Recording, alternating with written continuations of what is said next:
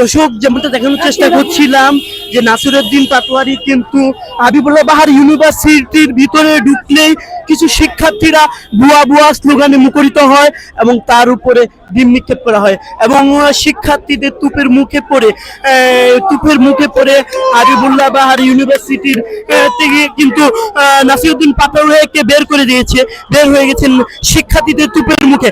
আপনাদেরকে সেই চিত্র দেখানোর চেষ্টা করছি।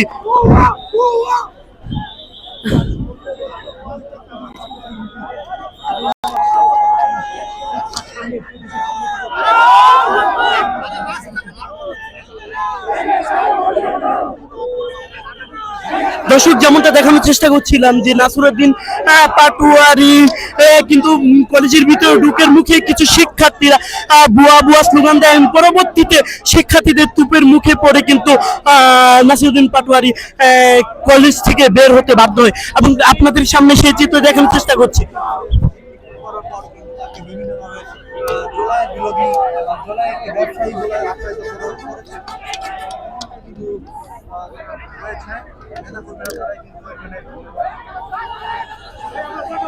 সুপ্রিয় দর্শক,